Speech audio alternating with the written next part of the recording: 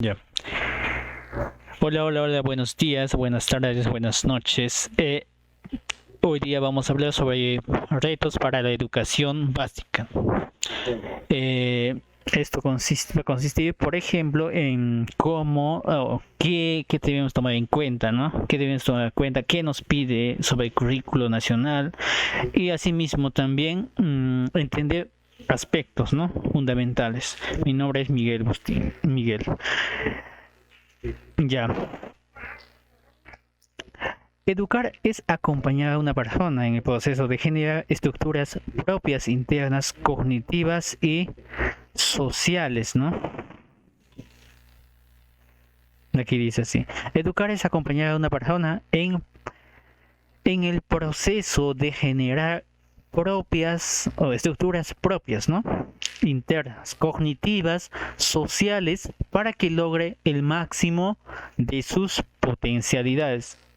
Sí, ciertamente, ¿no? Por ejemplo, cuando un niño ya conoce o ya tiene un conocimiento base, ya tiene un conocimiento o ya tiene unos conocimientos, entonces si yo como docente tengo que enseñar, ¿no? Tengo que generar conflictos cognitivos para que adquiera más conocimientos, para que tenga más inquietudes, ¿no? Eso quiere decir que tengo que cuestionar, o sea, el estudiante debe cuestionarse, ¿no? ¿Por qué de las cosas? ¿Por qué suceden esto? Entonces, eso nos explica también, ¿no? Es la principal vía de la inclusión de las personas sociales, ¿no? Como ciudadanos que cumplen con sus deberes, así mismo, ¿no? Cumpliendo sus deberes y así ejerciendo sus derechos en plenitud, con pleno respeto a la diversidad de identidades sociales y ambientales. Aquí dice, con pleno respeto a la diversidad de la identidad sociocultural y ambiental. Eso quiere decir que el estudiante debe respetar las identidades de cada pueblo, ¿no? Las identidades de cada localidad, las costumbres, la lengua. Debe ser consciente. Asimismo, debe respetar el medio ambiente, el ambiente, ¿no? El entorno social. Hasta hace 40 años aproximadamente, educar podía concebirse como la adquisición de algunos conocimientos básicos en el campo de las humanidades, al menos de la lectura y escritura, y de las ciencias, ¿no? Los elementos iniciales de las matemáticas y en formación cívica basada sobre todo es en el conocimiento de las principales leyes del país o en el conocimiento sobre las principales leyes del país, además de un primer acercamiento de destrezas y habilidades con el terreno de los oficios, ¿no? Hasta hace 40 años, nos dice, hasta hace 40 años aproximadamente, educar podía concebirse como la adquisición. O sea, hace 40 años el estudiante podía conocer o educarse significaba, ¿no? Que el estudiante tenía que conocer todo respecto a la lectura, a la escritura, a las ciencias, a los elementos iniciales, a las matemáticas, a la formación cívica y a los habilidades, ¿no? A diferentes habilidades, ¿no? Entonces, eso nos decía, pero ¿qué pasa, no? No solamente es eso, sino que también hay la plenitud de respeto a la diversidad, ¿no? Entonces, en nuestro día a día, en la tarea de educar, enfrentan nuevos desafíos. Justamente acá dice, en nuestros días, la tarea de educar enfrenta nuevos desafíos. ¿No es cierto? ¿Qué quiere decir eso? Que no solamente es suficiente que el estudiante conozca, adquiera habilidades de lectura, escritura, matemáticas, ciencias, sino que hay nuevos desafíos. La lectura y escritura siguen siendo importantes, pero los criterios para determinar que una persona es alfabeta van más allá de comprobar que lee y escribe. Las matemáticas que han pasado por múltiples cambios en su enseñanza. Pero además Para considerarse competente en este campo, no basta con saber las 4 operaciones aritméticas, la regla de 3 simple, como ocurría en el pasado, ¿no? ¿No es cierto? No es suficiente ya. En esta línea, el sistema educativo se encuentra con que es la ciudadanía, ¿no? de nuestros días, es con una importante ampliación de los derechos de las personas, con criterios de inclusión, justicia, de equidad, con una sociedad diversa como la nuestra, ¿no? Por otro lado, se acepta que la jerarquía de los valores, ¿no?, es una decisión libre e individual orientada a la búsqueda de la propia felicidad. Pero ¿qué se precisa, no? Pero ¿qué precisa ser contextualizada en los límites que plantea el respeto a los principios y valores que sustenta el modelo democrático de la sociedad? Asimismo, la formación en oficios vive una doble crisis: la formación del radical de trabajo con la desaparición efectiva de las fronteras entre trabajo material, intelectual y las incertidumbres, ¿no?, respecto a las destrezas específicas estarán en juego de trabajo propios del siglo XXI, ¿no? Las demandas educativas. Y acá, ¿cuáles son las tendencias sociales que cuestionan la forma de cómo la educación básica ha venido cumpliendo su rol? ¿Cuáles son esas tendencias? En primer lugar, los sistemas educativos nacionales, o sea, los sistemas educativos nacionales se refiere a las públicas, principalmente basados en la acción del Estado, han estado ligados a la administración y la disernación o diseminación, ¿no?, de un conjunto de conocimientos identificados con la modernidad occidental. En la actualidad, esta situación sufre un doble crisis.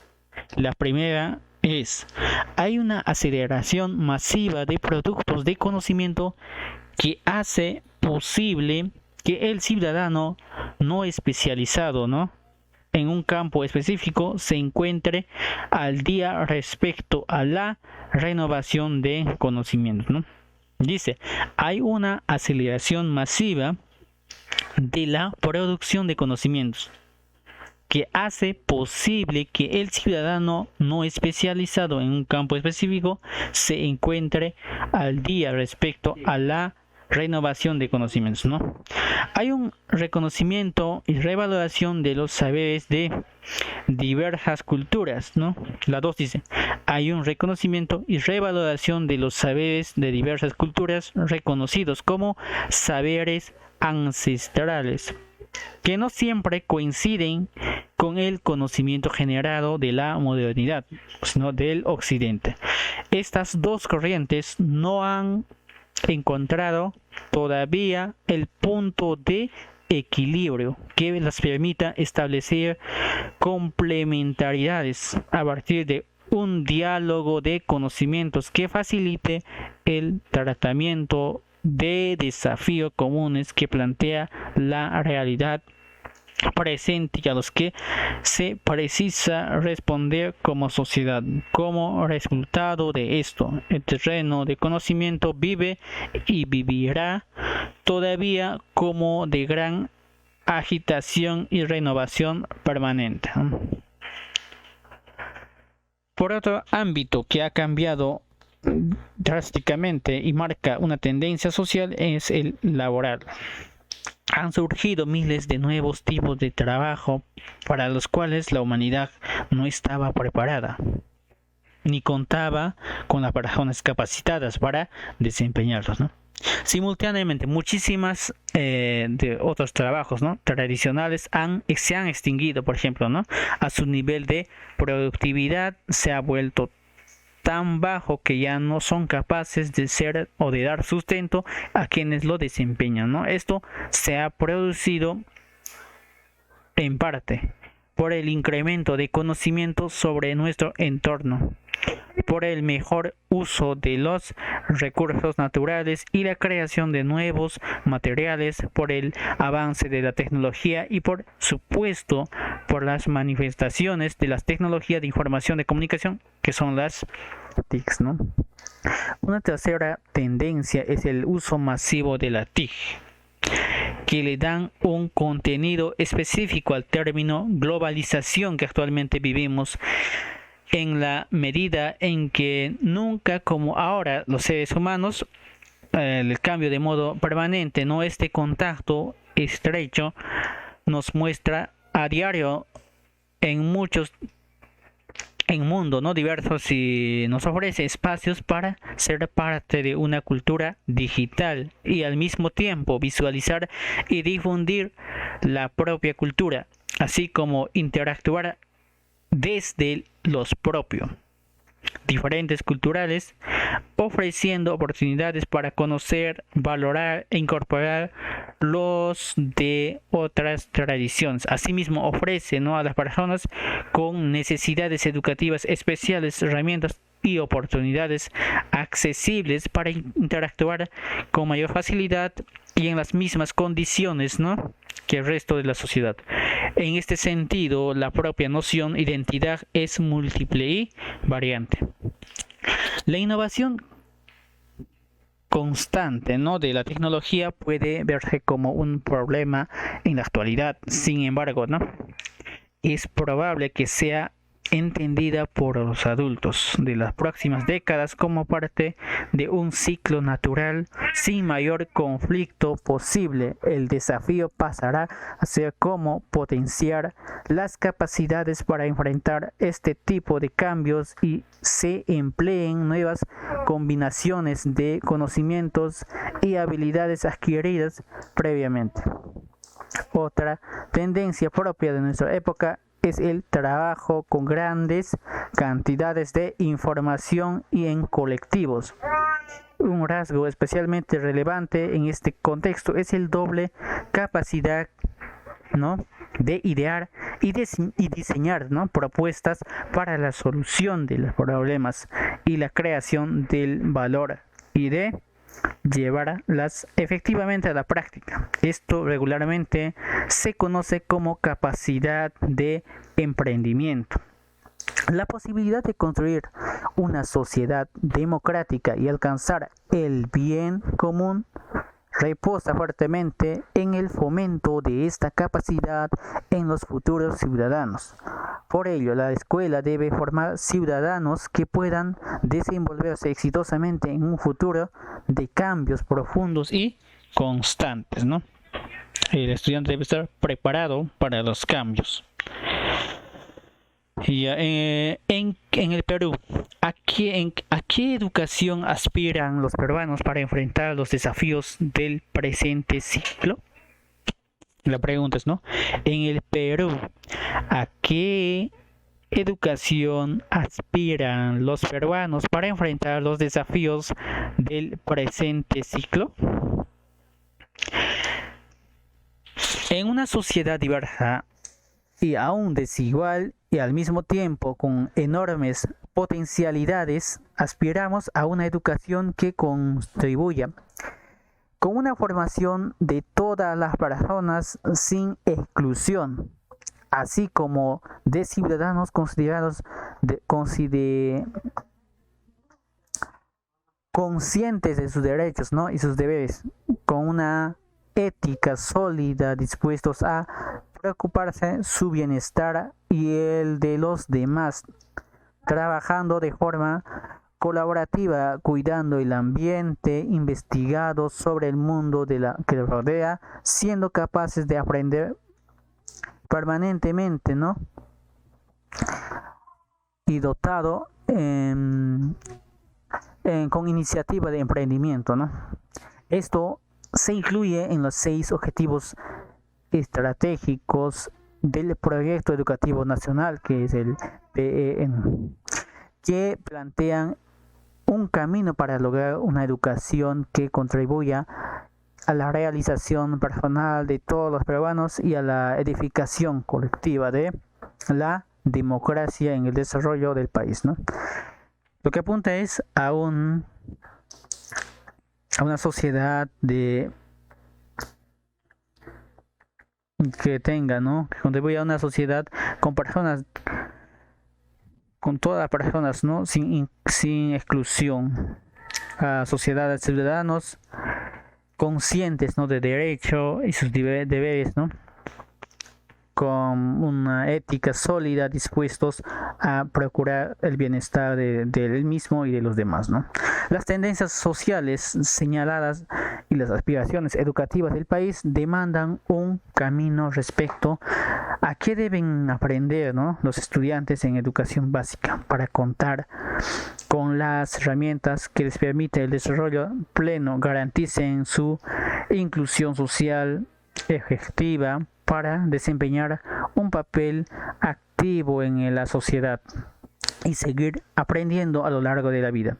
En este sentido, el Currículo Nacional de Educación Básica visualiza y da forma al derecho a la educación de nuestros estudiantes al expresar las intenciones del sistema educativo, las cuales se expresan en el perfil de egreso, ¿no? La educación básica en respuesta al resto de la actualidad y la diversidad de necesidades e intereses aspirados a valores, modos de pensar, las interacciones con el ambiente y la forma de vida valorada por nuestra sociedad.